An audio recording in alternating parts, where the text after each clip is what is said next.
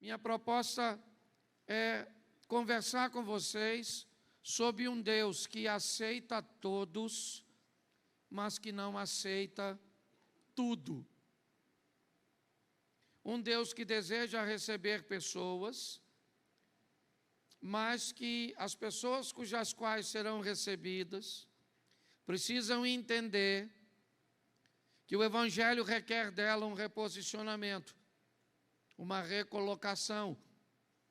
As coisas estão ficando meio bagunçadas nas igrejas, porque as pessoas chegam muitas vezes e dizem o que concorda e o que não concorda, o que é exposto pela Bíblia. E esse é um grande desafio,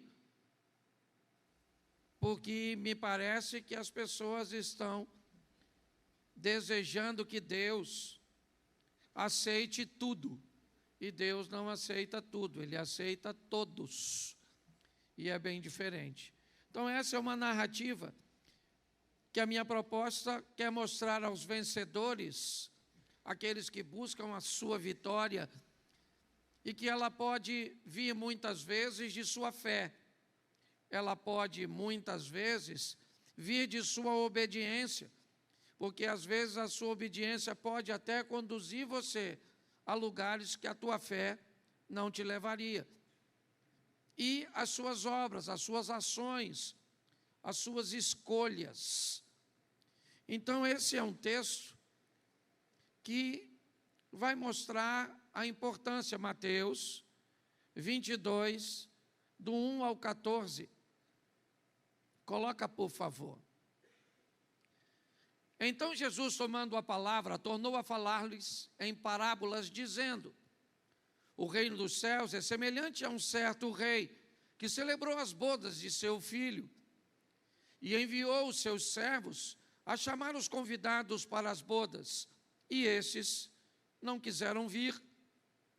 Depois enviou outros servos, dizendo: dizei aos convidados, eis que eu tenho o meu jantar preparado, os meus bois e cevados já mortos, e tudo já pronto, vinde às bodas. Eles, porém, não fazendo caso, foram um para o seu campo, outro para o seu tráfico, e outros, apoderando-se dos servos, os ultrajaram e mataram.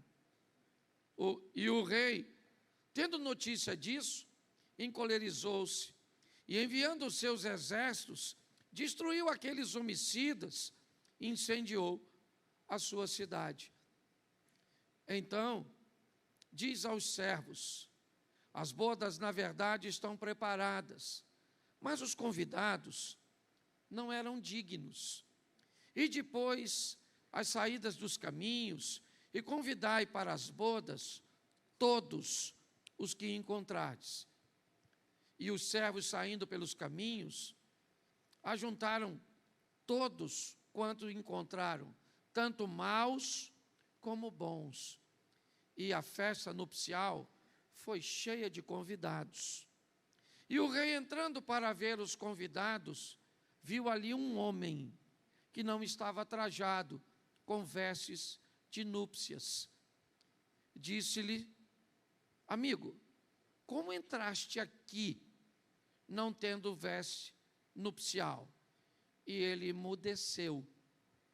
Disse então o rei aos servos: amarrai-o de pés e mãos, levai-o, lançai-o nas trevas exteriores, ali haverá pranto e ranger de dente, porque muitos são chamados, mas poucos escolhidos. Feche os seus olhos. Senhor nosso Deus e Pai, em nome de Jesus, eis aqui a Tua palavra. Continua falando conosco e usa-me como um canal de bênção nessa hora. Pelo poder do nome de Jesus, fala conosco. E fala conosco não aquilo que queremos ouvir, pois isso é muito pouco. Fala conosco aquilo que precisamos ouvir. Usa-me, ó Deus, em nome de Jesus. Você pode dizer amém? Dentre tantas as comparações que Jesus fez exposição sobre o reino de Deus. Essa é uma das histórias bem interessantes, narrada por Jesus. Jesus vai comparar a salvação, o reino de Deus, como uma festa de casamento. E ele diz que o filho do rei vai se casar. E o rei, então, prepara toda uma estrutura para receber os convidados de seu filho. O rei manda convidar as pessoas especiais, ou pelo menos que eram consideradas especiais. Me parece que essa é a colocação do povo formado por Abrão, aquele povo que Deus está querendo salvar desde de quando buscou um concerto com Adão, deu a oportunidade de Noé construir uma arca para salvar algumas pessoas. Mas agora, Deus está dando uma amplitude a tudo isso. E esse povo é um povo que Deus formou, mas o texto diz que esse povo não quer ir. Esse povo, ele não quer entrar. Esse povo não atendeu o chamado. E o chamado, me parece, tem muito a ver com a obediência do povo no Velho Testamento, de um Deus que quer salvar, de um Deus que está sempre buscando alcançar pessoas. Mas esse povo, ele rejeitou. E pior do que isso, começou a perseguir e a matar os mensageiros. Começou a criar problemas para aqueles que levavam uma palavra de alinhamento, aqueles que confrontavam as pessoas com o pecado, seja ele da idolatria, da imoralidade, ou de qualquer outro pecado que o afastasse de Deus. Eu não sei se você reparou, mas numa das colocações no texto, diz que esses mensageiros foram ultrajados e mortos por aqueles que não estavam desejando ouvir as palavras corretivas. Expor o pecado, expor a negligência, se tornou algo tão ofensivo que estava dando direito ao pecador de matar o mensageiro. E o texto diz então que o rei se encolerizou. E aí não interessa se seriam filisteus, babilônicos, assírios, persas, romanos, não interessa. O texto diz que o fogo vai ser tacado na cidade, a cidade vai ser destruída, e me parece que ele faz essa colocação também olhando para o Velho Testamento. E depois disso a mensagem muda. Os servos agora são chamados a ir pelas ruas. E agora os convidados, eles são bons, eles são maus. Os critérios para os convidados me parecem apenas: eu quero participar da festa. A comida já está na mesa, a bebida já está pronta. Então venham para o casamento de meu filho. O verso 9 diz: ide, pois, as saídas dos caminhos, e convidai para o casamento, para as bodas, a todos quanto os encontrarem. Saindo os servos pelo caminho, ajuntaram todos, preste atenção, todos. Está dizendo aqui, se eles eram bons, se eles eram maus, todos estavam convidados para a festa. Aqueles que aceitaram foram à festa. Mas quando o rei vai entrar na festa, ele vai notar que alguém aceitou o convite, mas não respeitou o protocolo. Alguém desejou ir na festa, mas não se preocupou com suas vestes. Achou que ele poderia ser alguém diferenciado dos outros e que seria tolerado. O convite foi feito, é verdade. O indivíduo iria se quisesse, é verdade. Haveria um livre-arbítrio ao convidado de comparecer à festa ou não. Mas a roupa cuja qual o convidado deveria aparecer na festa seria as vestes de núpcias. E havia um indivíduo que não estava vestido. Um indivíduo, ele entrou na festa do jeito que ele queria entrar. Ele foi do jeito que ele achou. Já que estão me convidando, tem que me receber do jeito que eu quiser ir. Já que estão me chamando, a minha presença deve sobrepor a todos os protocolos. E aí Jesus disse que o rei vai até ele. Ele faz uma pergunta a ele: amigo, como é que você conseguiu entrar aqui sem as vestes de núpcias? Como é que você conseguiu entrar na festa do meu filho desse jeito? O texto diz que o convidado não tem o que dizer, o que indica que ele teria acesso à veste de núpcias. Ele não estava com a roupa inadequada porque não tinha o que colocar. Ele não estava com a postura incorreta porque ele não tinha como estar da forma certa. Ele simplesmente não quis. Foi uma opção dele. Ele estava diferente de todos. E era fácil de identificá-lo, pelo menos como Jesus está dizendo aqui. Era só olhar para a roupa dele. E pela roupa dele já sabia que ele não estava no padrão exigido por protocolo do casamento. Então Jesus chama os servos e diz para eles: pega esse cara aí, ó. Quem era ele? Era um dos convidados. Ele foi convidado. Mas Jesus diz: faz o seguinte, amarra ele, pega ele e joga lá fora.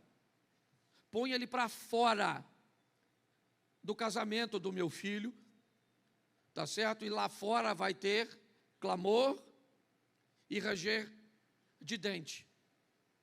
O texto termina dizendo: porque muitos são chamados e poucos escolhidos. Com muito respeito e amor, eu quero falar com você de um evangelho que é para todos, é verdade. Romanos capítulo 3, verso 23 diz: porque todos pecaram e destituídos estão da glória de Deus. Mas João, no capítulo 1, no verso 12, diz: mas a todos quantos o receberam, deu-lhes o poder de serem feitos filhos de Deus, aos que creem no seu nome. O evangelho é para todos, um evangelho para todos. Ele é para pobre, para rico, ele é para hétero, ele é para homo, ele é para o brasileiro, certo? Ou para o latino-americano, ele é para o africano, ele é para o asiático, ele é para o culto, ele é para o indouto. O evangelho é para todos. E Deus quer salvar a todos e mostra isso desde o Velho Testamento. Mesmo com um povo escolhido, nós já temos espasmos, Nós já temos indício de um Deus que entra com Abraão no Egito e que sai com Agar, mostrando que ele pode salvar os egípcios. É um Deus que entra na Síria com uma menina que salva o leproso Naamã. É um Deus que entra em Jericó com os espias e tira de Jericó uma ex-prostituta. É um Deus que entra em território moabita, certo, com uma família e tira Ruth de lá. Quer ir para o Novo Testamento? Vamos lá, que tira o violento Paulo, que as pessoas tinham medo de ter com ele, e de introduz ele na salvação. Quebra o paradigma de Pedro para salvar Cornélio. E é assim que Deus está fazendo. Entra na casa do Zaqueu, que as pessoas achavam que não mereceria.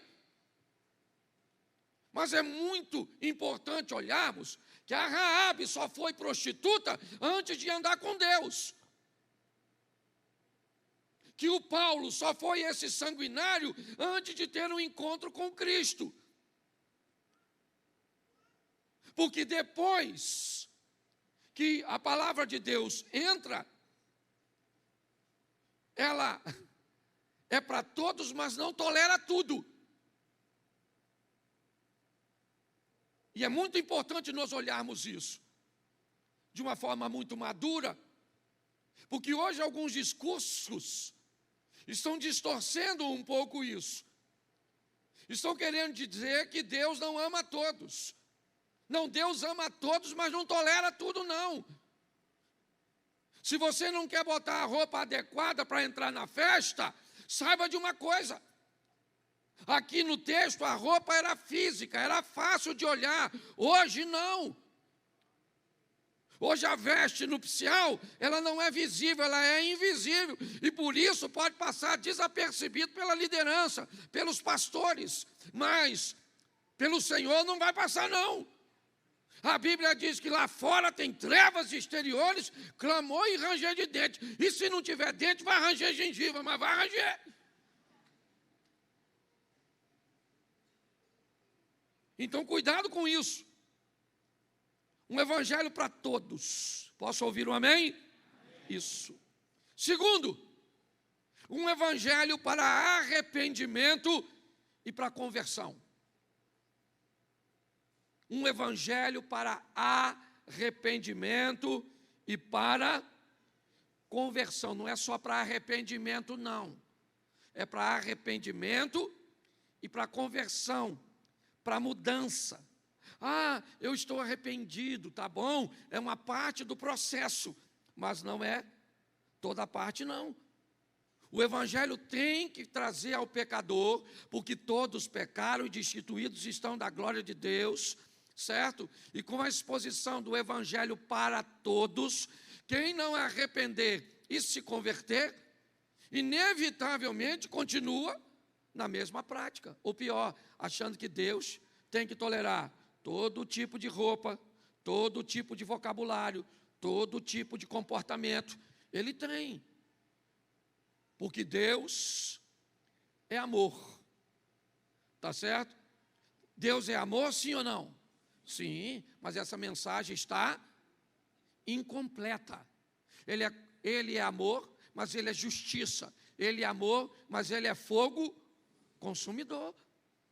Então, cuidado com a informação pela metade. Um evangelho para arrependimento e conversão. Vamos lá, Atos dos Apóstolos, capítulo 3, verso 19. Atos 3, 19. Coloca para mim, por favor. Arrependei-vos, pois, e convertei-vos, para que sejam apagados os vossos, e venham assim os tempos do refrigério, pela presença do, isso, arrependimento e conversão. Ah, pastor, eu sei que o que eu faço é errado. Tá bom. Eu sei que não está certo. Eu faço e eu me arrependo. Beleza. Mas não converte, não? É só fez e arrepende, fez e arrepende, fez e arrepende. E aí, como é que funciona? Então o evangelho é para trazer mudança, porque a hora que o rei chegar na festa, maluco, a casa vai cair. Pega a visão, fiel. Que a hora que você estiver diante do trono lá, é assim mesmo, irmão. O bicho pega para todo mundo. Ah, pastor, o senhor não está nem falando comigo. Louvado seja Deus, mas deve servir para alguém. Certo? Arrependimento e isso, tem que converter, não é só arrepender, não. Não mudava quando estava na igreja A, foi para B, não mudou, foi para C, não mudou, já está na igreja R. Já está acabando o alfabeto. E ainda não mudou. Não, pastor, por causa da tentação, porque o senhor entende. Eu entendo. Eu entendo. O negócio é que eu entender ou não entender, não muda nada, maluco. Todo mundo vai passar, eu já cansei de falar aqui. Todo joelho se dobrará, toda língua confessará, todo olho verá. Saiba de uma coisa, se você for para o inferno, você vai lembrar desse culto de hoje.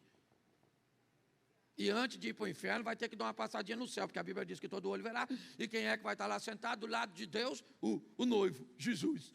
E o dono da festa, Deus. E quem é que vem? Você. Aí vieram alguns na sua frente, e você está só olhando para ver o que vai acontecer. Aí o que estava na sua frente, Jesus fez assim, ó.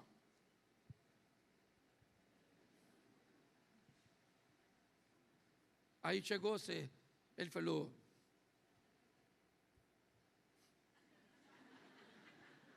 você não, você lá no final do corredor, trouxe uma roupa fresquinha, que lá está quente, o Satanás. Mas é verdade. Esse negócio de super graça, que Deus vai passar por cima de tudo. O evangelho é para arrepender. Para arrepender, isso. Romanos 6,4, coloca na tela. Está demorando um pouquinho, porque eu não passei os textos antes. Vamos lá, isso. De sorte que fomos sepultados com ele na morte, para que como Cristo foi ressuscitado dentre os, pela glória do Pai, assim andemos nós também em novidade de isso. Vida velha passou. Agora todo mundo que vê você sabe que você está sob nova administração. Conheceu fulano? Isso aí. Não era fácil não, hein? Nossa, aquilo era um menino difícil. Uma piriguete. É isso aí. Conheceu fulano? Pinguço, cachaceiro, mulherengo, mentiroso, envolvido com jogo. Todo mundo aqui tem passado. Não fica me olhando com essa cara que você não tem, não. Que eu sei que você tem. Certo? Aí Jesus entrou. Você continua fumando? Sim ou não? Bebendo? Jogando? Se prostituindo? Então, novidade de... Mas tem uns irmãos que entram na igreja, que Deus só quer o coração. Pensa que Deus é cardiologista. Não, porque Deus só quer o meu filho. Lá para o inferno, sem notar. Novidade de vida.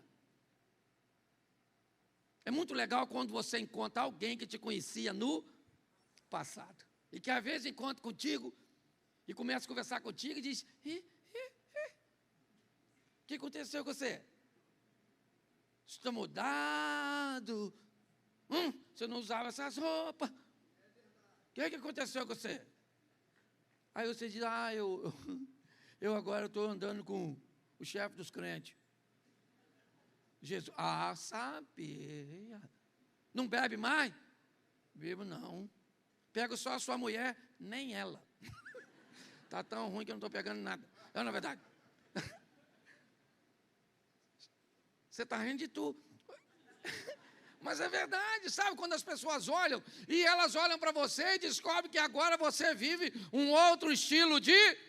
Porque não teve só arrependimento, teve também conversão. Entendeu? E quem decide se converter é você.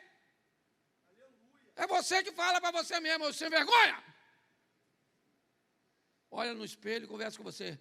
Fala: olha, você quer me levar para o inferno. Eu já falei isso com um, assim, já. Falei, você, Cláudio, você não vale nada, não. Você quer levar eu para o inferno. Mas eu não vou, você vai sozinho. Eu não vou. Eu já conversei muito, porque eu já tive uma vida muito pior do que tenho hoje. Hoje eu ando com tanto atarefado que eu estou até sem tempo de pecar. Hoje eu estou na igreja desde cedo. Às vezes o pecado vem, eu falo, volta outra hora. Porque eu estou ocupadinho aqui, não dá não. Meu filho Caio falou, pai, só de você falar isso já está pecando. Não estou aqui para julgar ninguém não, mas a verdade é essa. Um evangelho que não pede de você conversão, que não pede de você arrependimento, não é evangelho. Então o evangelho expõe você a ouvir coisas que não lhe são agradáveis, mas são importantes para a conservação da sua alma. Só que hoje, muito membro de igreja virou cliente. Não pode falar. Você vai falar que eu vou para o inferno? Então eu não trago mais minha oferta. Eu vou até para o inferno, mas vou com a minha oferta. Então é um grande desafio. Então o evangelho tem que trazer arrependimento e converter.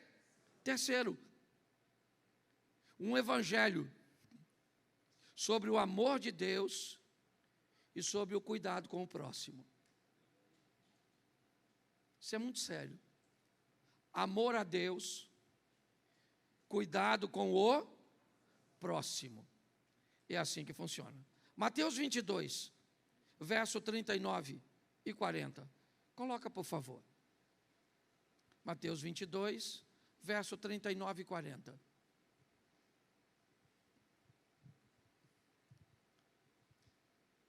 E o segundo, deixa eu pegar aqui. Volta no 37, que aí vai ficar mais. Isso. E Jesus disse-lhe, amarás o Senhor teu Deus de todo o teu, de toda a tua, e de todo o teu, verso 38, vamos pegar o texto todo.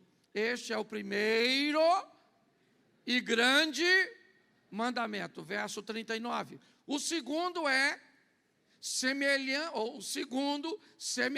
a este o assunto é o mesmo, é amor. Ama o teu próximo como, verso 40 diz, desses dois mandamentos dependem toda a lei e os profetas. Preste atenção aqui. Um evangelho que me ensina a amar a Deus acima de todas as coisas. E um evangelho que me ensina a amar o próximo como a mim mesmo. Isso é sério. Desses dois temas, ama a Deus e ama ao próximo, dependem, certo? A lei e os profetas. Bom, isso me despertou numa crítica política, e eu não quero falar de política, mas me despertou numa crítica política que eu achei muito pertinente. Alguém estava usando o meu nome para falar do meu apoio ao ambiente de direita. E aí alguém perguntou o que a Bíblia falava sobre nós falarmos que há na esquerda um desejo e um propósito de destruir alguns valores familiares. E aí o indivíduo que foi avaliar a minha fala, ele disse assim, em parte está certo, em parte não. Porque o trabalho que a esquerda deseja realizar com assistencialismo e com cuidado com os pobres, certo? É muito importante. Muito maior do que o que a direita faz, no sentido político. Mas se for olhar pelos valores conservadores de família, pode-se achar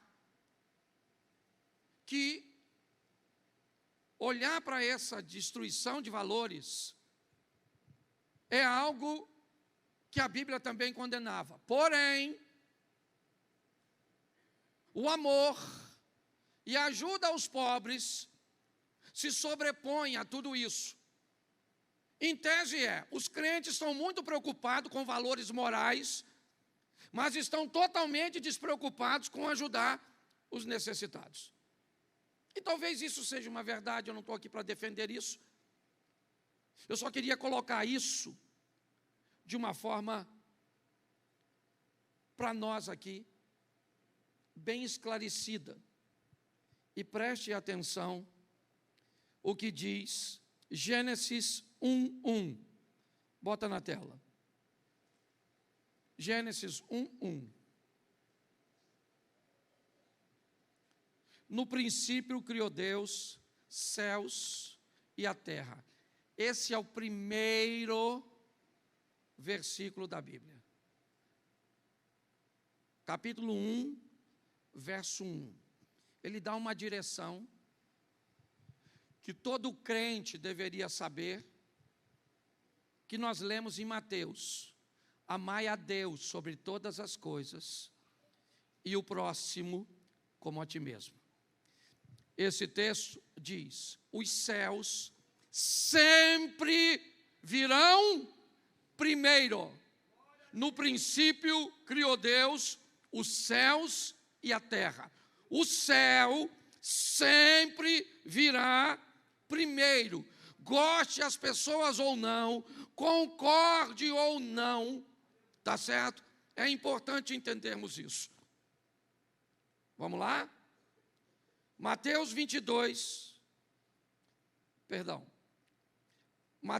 6:33. Mateus 6:33. Mas buscai primeiro o reino de Deus e a sua, e todas essas coisas vos serão. Depois você vai lá ver o que todas essas coisas são.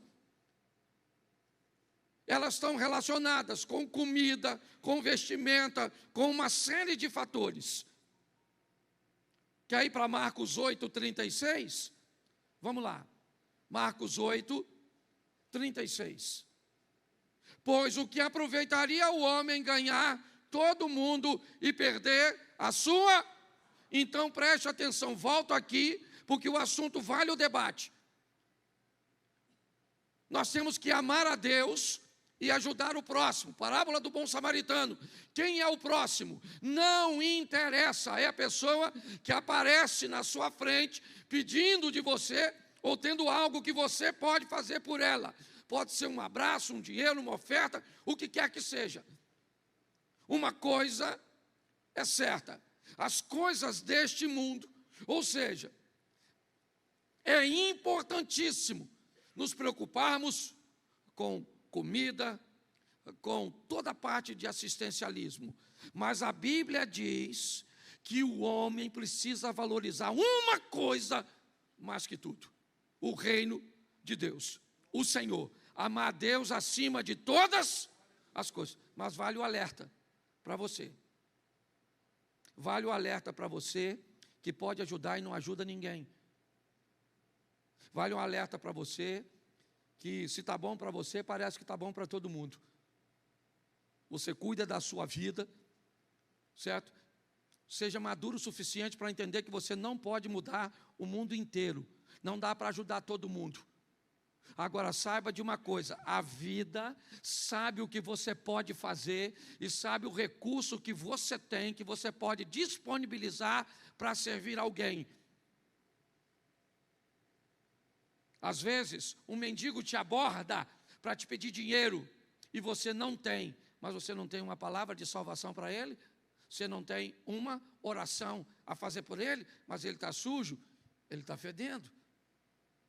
Pois é, naquela ocasião, ele foi o seu próximo e você deixou passar. Então, os céus, todas as vezes que alguém expor a você que fazer as coisas aqui na terra é importantíssima, concorde com ela, porque a Bíblia diz, e você tem que dizer para ela: eu faço. Por isso é que eu digo aqui, quando o assunto é recurso material, aprenda, certo? A maior parte do seu recurso, a Bíblia chama de pão, é o que é seu. Pão é seu, você dá para os outros se você quiser. Segunda parte do que vem para a sua mão é oferta, é investimento no reino de Deus. É o que a Bíblia vai chamar de semente. A terceira parte, certo? Que vai sair desses 90% que ficou com você, deve se chamar generosidade, que você decide o quanto sai. Você quer alinhar a sua vida econômica? Coloca aí, meu irmão. Semente, pão e generosidade. Ninguém, escuta o que eu estou lhe falando, porque Deus não mente. Ninguém que coloca, certo, sua vida financeira dentro dessas 3 linhas, certo, passa necessidade. Pode viver o milagre de Deus chegando, mas na maioria das vezes vive a bem-aventurança. E quem não faz pode morrer cheio de dinheiro, mas vai ouvir do pai do noivo: como é que você entrou aqui? Bota para fora. É assim que funciona. Então o evangelho que nos ensina a amar, e ele começa a alinhar a nossa vida, porque isso faz um alinhamento. Você pega uma pessoa, certo, que entendeu que todos é diferente de tudo. Então essas pessoas foram alcançadas por fazer parte do todos, mas descobriu que quando chegarem aqui não pode tudo. Então, vagarosamente, num tempo dela, ouvindo a palavra, elas foram se libertando, foram mudando, foram crescendo, foram amadurecendo e foram se libertando dessas situações. Por quê? Porque encontraram o evangelho. Que evangelho? Não o evangelho do pode tudo, não o evangelho de não pode nada, não um aprisionamento, nem um ambiente de libertação descabida, mas um evangelho coerente, que te apresenta uma linha de arrependimento e que te dá o direito de tentar entrar na festa, ou com a veste certa, ou com a que você quiser. A Bíblia só está dizendo que se entrar com a errada, vai ter que sair. É assim que funciona. Um evangelho que nos expõe ao amor a Deus sobre todas as coisas e o amor ao próximo. Porque, preste atenção, o alinhamento tem que ser fé, obediência e obras. Então, preste atenção. Eu tenho fé, eu creio, eu faço, eu realizo. Então tá bom, parece que está certo, né? Então eu tenho fé, eu creio em Deus e eu também realizo. Mas a pergunta é, eu obedeço para realizar ou eu faço do jeito que eu quiser? Então eu ajudo do jeito que eu quiser, eu faço do jeito que eu achar certo, eu vou quando eu quero, eu faço, é só assim. O que eu estou falando comigo e com vocês é um alinhamento, eu creio, eu obedeço, eu faço. Isso cria um alinhamento entre o céu e você. Faz com que as coisas conspirem a seu favor. Mas, para fechar, esse é um texto, são textos agressivos, mas eu fecho aqui com 3 textos que algumas pessoas não vão gostar, mas depois você avalia. Apocalipse 22:15. Apocalipse 22, ficarão de fora os cães. Essa palavra tem muito a ver, basicamente, com tudo que está aqui, tá certo? Essa expressão cães, ela fala das pessoas que não têm conceitos morais, certo? E que não quiseram mudar de vida, né? Aplicando assim. Então ficarão de fora os cães, os feiticeiros, os que se prostituem, os assassinos, os homicidas, os idólatras e qualquer que ama e comete a mentira. Apocalipse 21, 8. Mas quanto aos tímidos, aos medrosos, aos covardes, aqueles que têm dificuldade de se posicionar, aqueles que têm vergonha de dizer que são servos de Deus em ambiente público, a Bíblia diz: se você se envergonha dele, ele vai se envergonhar de você. Mas quanto aos tímidos, aos incrédulos, aos abomináveis, aos homicidas, aos fornicadores, aos feiticeiros, aos idólatras e a todos os mentirosos, a sua parte será no lago que arde com fogo e enxofre, o que é a segunda morte. A primeira carta aos Coríntios, capítulo 6, verso 10.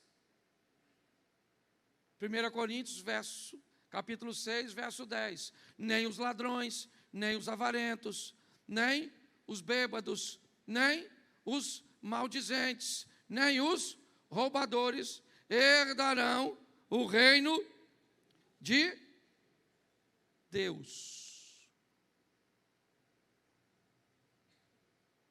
Troca de tradução para mim, por favor.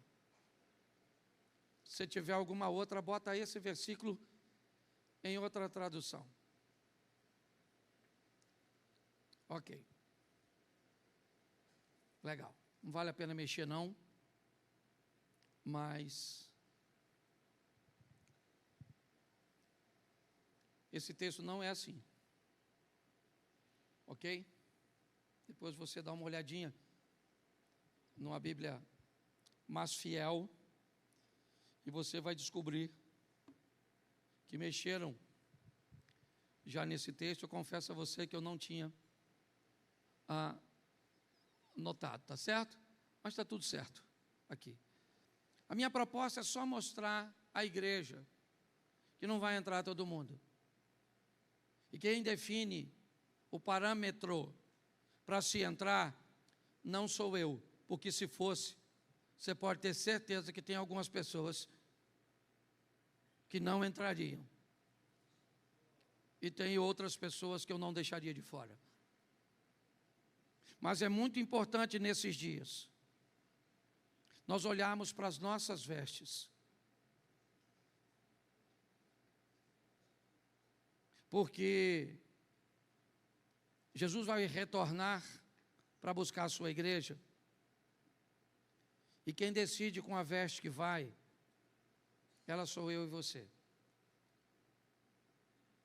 E essa veste não é uma fantasia de carnaval, que pode custar 40, 60, 80, até mesmo 100 mil reais para se desfilar. Essa roupa não se compra com dinheiro. Essa roupa se compra com postura. E eu, como pastor, talvez tenha um medo maior do que o de vocês, um receio maior do que o de vocês, que é o de oferecer a vocês o caminho e depois eu mesmo não conseguir entrar. Por isso eu concordo com o apóstolo Paulo, dos pecadores. Eu me considero o maior, o primeiro. Não banalize seu relacionamento com Deus. Alinhe sua vida. Você começou a fazer uma campanha hoje, ou está fazendo uma campanha extraordinária. Você viu o Tony perguntando aqui o nível de pessoas que já receberam. Mas quer que as coisas tomem um rumo diferente? Alinha. Alinha as suas ações, a fé e a obediência. E você vai ver como você vai notar que parece que tudo está conspirando a seu favor. É assim que funciona. As coisas começam a tomar uma conotação diferente. Eu sei que você quer vencer. Eu também quero. E o que eu puder fazer para ajudar você nisso, essa é a minha função. como pastor. Só que eu não gostaria que ninguém ouvisse o ficarão de fora. Eu gostaria que todos nós ouvíssemos: vinde bendito do meu Pai, recebei por herança aquilo que está proposto, até mesmo antes da fundação do mundo. Não é fácil, mas é possível. Não é fácil, mas nós temos um auxiliador, o Espírito Santo de Deus. Fique de pé nesse momento.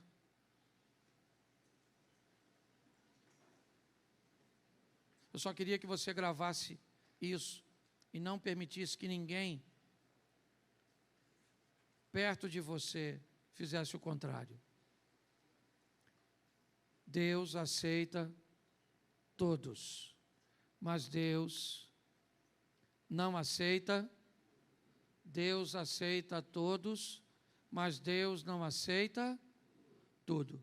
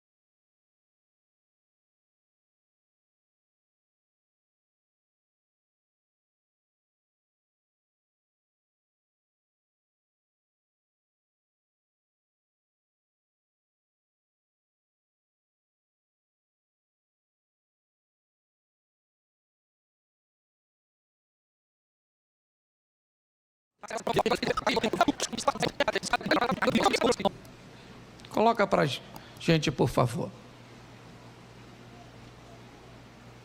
Você tem outra tradução? Se tiver, coloque para mim, por favor.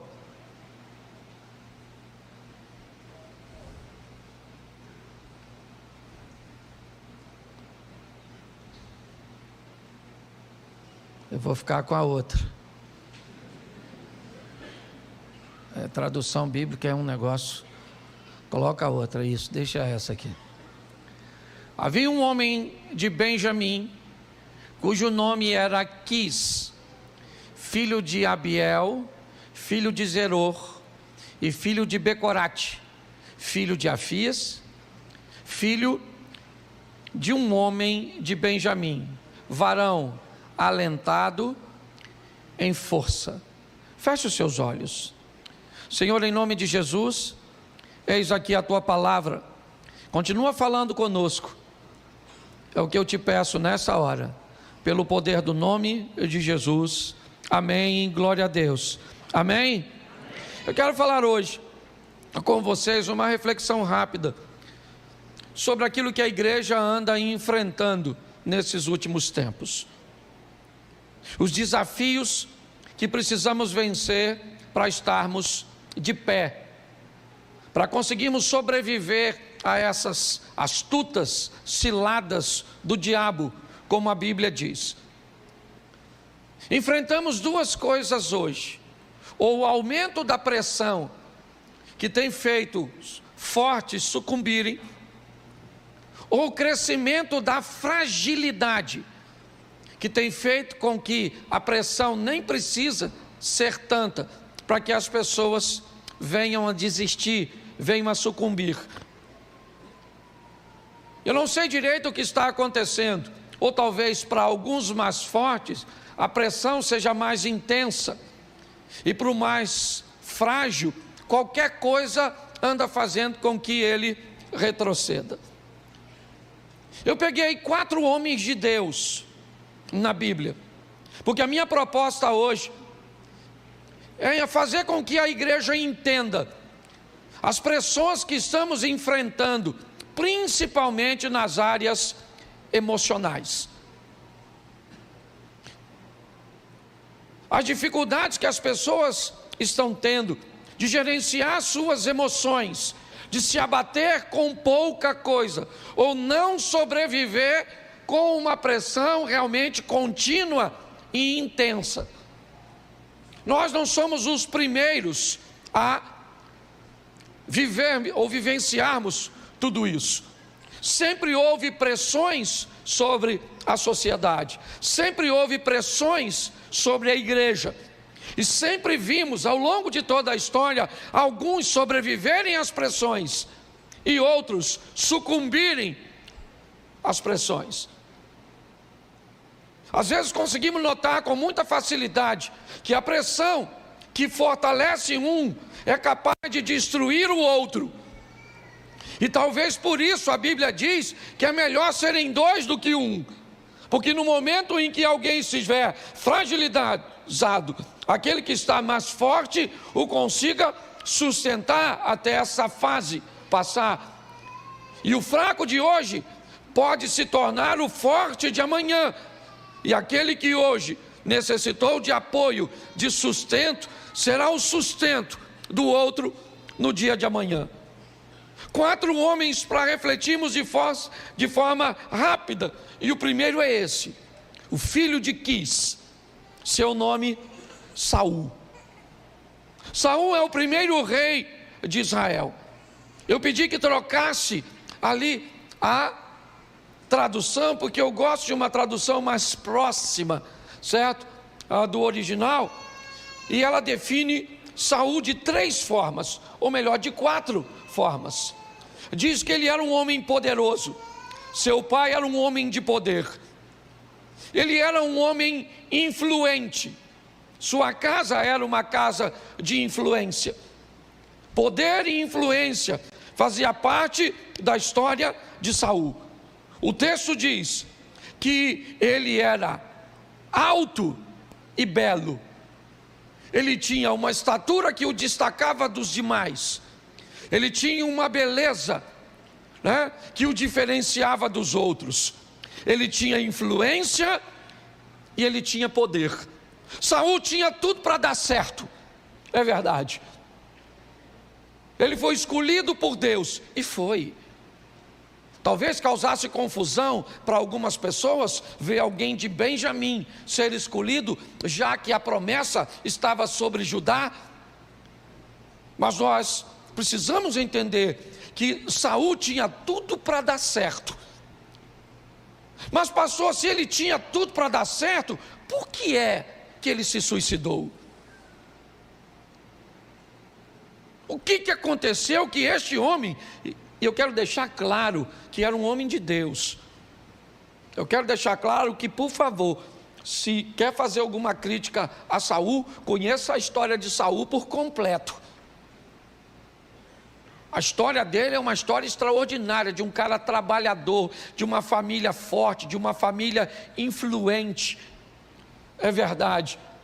Um cara bonito, de boa estatura, que iniciou sua trajetória com o desejo de vencer e de fazer o bem. Mas o que é que faltou em Saul? Qual foi o problema que fez com que ele não conseguisse ir até o final, sucumbisse? Ele pediu, certo, a um de seus soldados: me mate. E o camarada ficou com medo, receoso de matá-lo. Então ele se lança sobre a sua espada ou sua lança para tirar a sua própria vida. O que aconteceu com este cara? Qual é o quadro emocional que este camarada poderoso, influente, bonito, alto, morava na melhor casa, ele tinha o melhor cavalo, ele tinha a melhor estrutura, a melhor armadura, as melhores mulheres, ele tinha tudo. A única coisa que ele não tinha era experiência. Saul era o primeiro rei, e não havia nele bagagem o suficiente, não havia nele o conhecimento suficiente. Hoje pessoas se enfiam em coisas, é negócios, é relacionamentos, é ambientes religiosos, cujos quais eles não têm experiência nenhuma.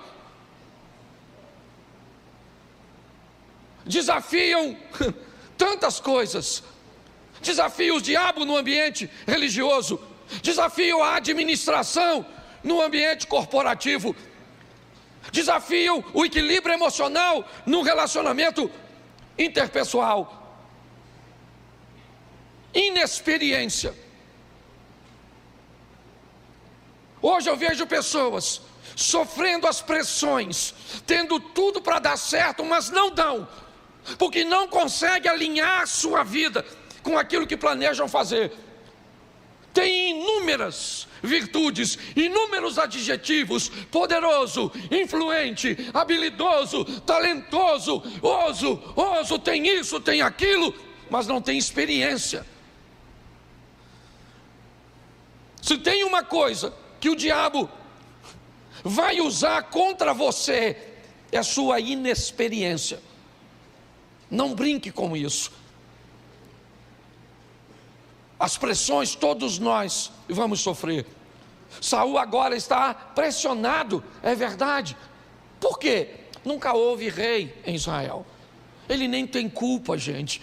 É só você conhecer a história. Você sabe por que esse Saul se tornou rei? Sabe por quê? Porque Samuel não treinou bem seus filhos. Se você conhece um pouco de Bíblia, você sabe que os filhos de Samuel não seguiram seus passos, e que o povo via Samuel velho e dizia: nós não queremos seus filhos como nossos juízes, nós queremos um rei. Eles só fizeram errado, ao invés de pedir uma solução para Deus, pediram para Samuel. É só isso que o povo tem, certo? Por causa de uma inexperiência também do povo, que não sabia como lidar com toda aquela situação. A inexperiência sempre faz com que o nível de sofrimento se intensifique. Não é maldade, é falta de habilidade. E muitas vezes falta de coragem para pedir ajuda ou informação a quem o tem. A Bíblia diz que a sabedoria está na multidão dos conselhos. Na multidão dos conselhos está a sabedoria. Hoje eu vejo pessoas amargando sofrimentos, decepcionadas, cheias de virtudes, cheias de adjetivos, certo, que deveriam fazer delas vencedoras, mas não vence, cara. Vive um ciclo, sabe? Parece um looping. Vai dando certo, vai dando certo, vai dando certo, vai dando certo. Deu errado. Vai dando certo, errado. Parece que vai, mas não vai. Eu disse para vocês de pedir oração aqui, mas hoje quando eu levantei e vi, e que pediram de mim um posicionamento, eu não sabia o que fazer. E por não saber o que fazer, eu não fiz nada. Amanhã, certo, eu vou estar acionando um grupo, vou falar para eles o que aconteceram e vou ouvir cada um deles, porque são pessoas com mais experiências do que eu. São ex-presidentes de uma instituição que hoje eu estou presidindo.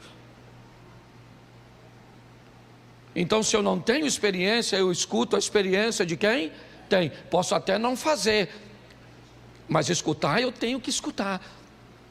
Então eu vejo hoje pessoas cansadas, fadigadas, decepcionadas, estressadas, ansiosas, tanta coisa, porque lhe faltam experiência. Tem poder, tem influência, tem beleza, tem estatura, mas não tem experiência. Então adquira experiência naquilo que você deseja entrar, naquilo que exige, né? Ou é exigido de você na área que você quer desempenhar. Se não, quebre a cara. Essa é a grande verdade. E sofra todas essas pressões. Que hoje o que está acontecendo? É ansiedade, é síndrome do pânico, certo? É estresse, é pessoas com doenças psicossomáticas. Está aí, gente, está aí. A pessoa vive 10, 15 anos com um câncer, sem saber. Descobre um câncer e morre em 30 dias. O que é isso? A doença? Claro que não, é o estado mental. Está aqui Adriana, que é uma psicóloga.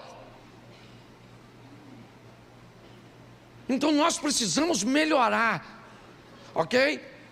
O nosso conhecimento a respeito daquilo que nós estamos enfrentando. Posso ouvir um amém?